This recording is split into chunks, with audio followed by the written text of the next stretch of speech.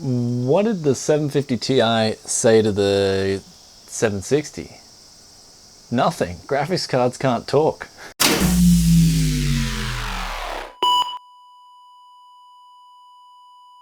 Is this real enough for you?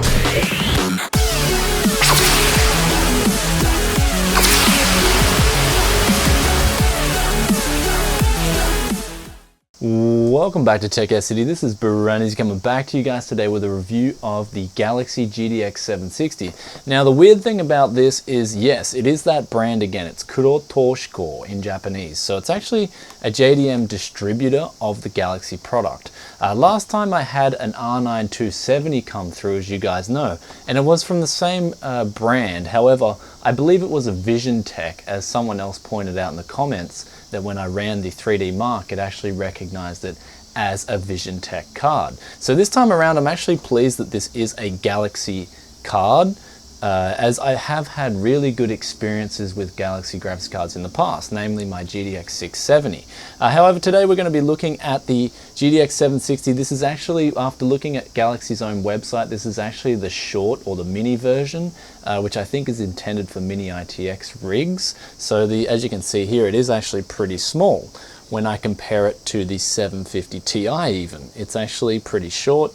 However, when we look at the back of the card, we can just see that this card is just absolutely packed with transistors. So let's have a look though at what we get in the box, and then I will do some benchmarks for you guys, and then I'll make a recommendation on this graphics card. Okay, so as soon as you open the box, it comes boxed very neatly.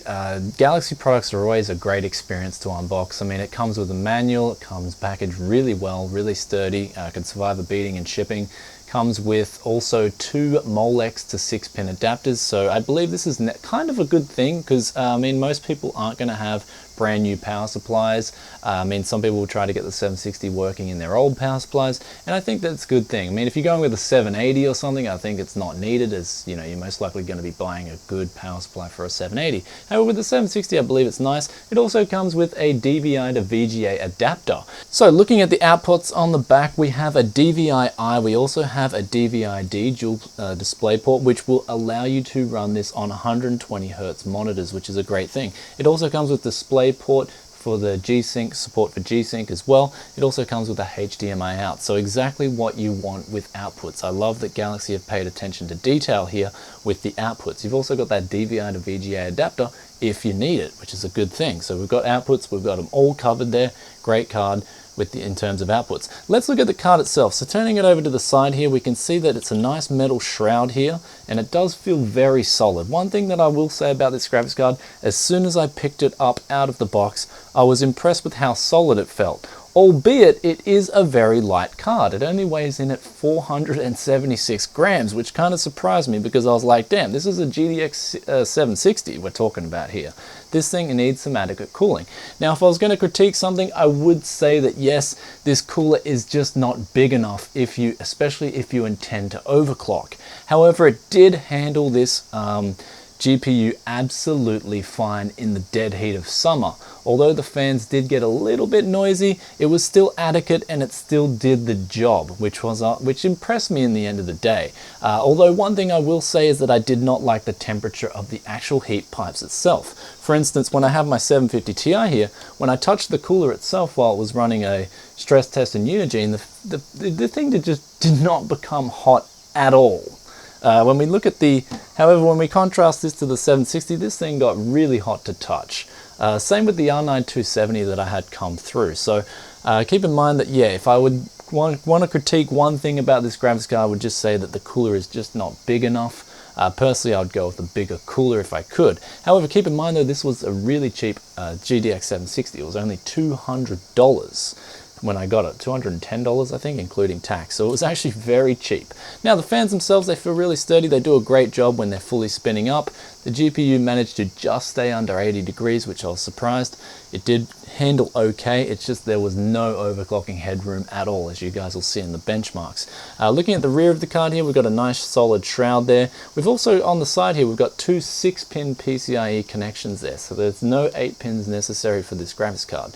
2 PCI 6 pins will be needed, however. There's also 3 heat pipes on the side here, and looking at the back of the card here, we can just see that it is, I mean, they've got the 2 Galaxy fans, sort of like a navy blue and a rich blue with Galaxy printed on there, encased on the metal shrouding, which does look kind of cool and it does feel pretty solid. Looking on the back of the card here, as I said before, you can just see there are absolutely a lot of transistors packed onto this card. It's actually crazy how many transistors they've packed onto such a small card. So anyway guys, that's looking at the graphics card itself. It's time to get on to the benchmarks, and then we will look at a conclusion, and I will be making a recommendation with this graphics card. So the first benchmark we did here was Crysis 3. This was the 1080p Ultra. As we see here, the GTX 760. Just at the normal speeds, it clocked up to, actually on GPU Boost 2.0, it clocked up to 1111 megahertz, so that was actually pretty impressive. But at these speeds, it managed to score 37.76 average frames per second. When we compare that to the 750 Ti, that scored 24.72, and the R9 270 scored 30. The GTX 780 Lightning overclock scored 67.2, so it was in a different league to these other 3 cards. It was just a beast. When we contrast this to Battlefield 4, the scores again are kind of similar, with the 760 being faster than both the 750 Ti and the R9 270 overclocked, scoring 89.28 frames per second. Otherwise, the 750 Ti scored 71.28, and the R9 270 scored 72.88. The GTX 780 Lightning, that managed to pull away with 153.2 frames per second. So again, you see those consistent results. Moving on to Unigine Valley, the scores here: the Extreme HD at 1080p, the 780 Lightning overclock scores a B score of 3087. The GTX 760 scores 1632, the 750 Ti, it scores 1041, and the R9 270 scores 1430. Now, one thing to note is that these scores, these are pretty much all graphically bound scenarios. They're not really CPU intensive benchmarks, so it's a good indicator of how well these graphics cards perform. So let's move on now to the conclusion.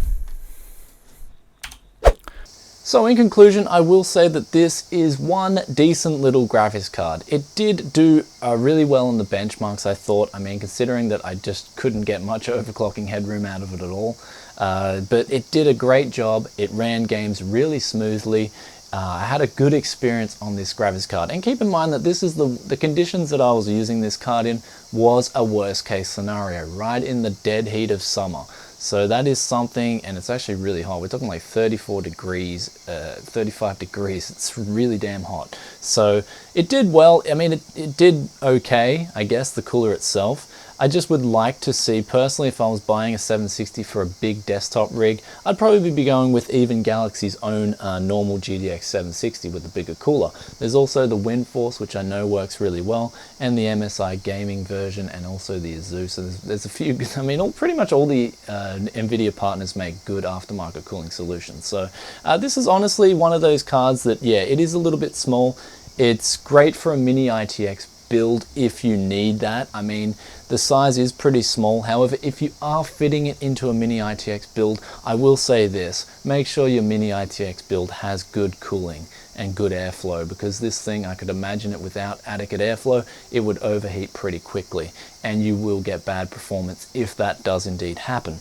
So in a nutshell, solid card. I am still pretty much, I like this graphics card. I just personally would prefer a bigger card in a nutshell. That's about it. So nice card. I mean, if you can pick this up for really cheap, then go ahead and get it. Or if you need, if the size does really matter, then go get it. But I mean, all else considered, if it's the same price as a bigger GTX 760 variant and you have the space, then go with another bigger GTX 760. That's just my 2 cents on that. Anyway, guys, I hope you enjoyed this video. Please give it a thumbs up if you did.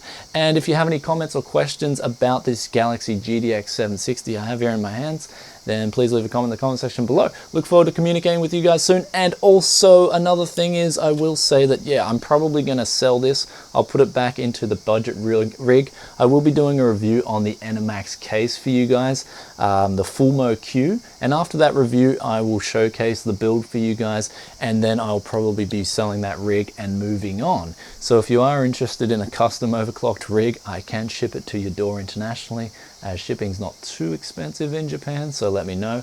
It is a fully tested gaming rig and it does work really smooth. So anyway, that's that. Also, the cicadas in the background, man, I'm trying, don't worry, I'm doing my best. I'm actually ordered a Zoom H1 and a new clip-on mic, and then I'm going to use that with Audacity to edit out the cicadas. Honestly, they don't bother me too much. I mean, they're not that bad.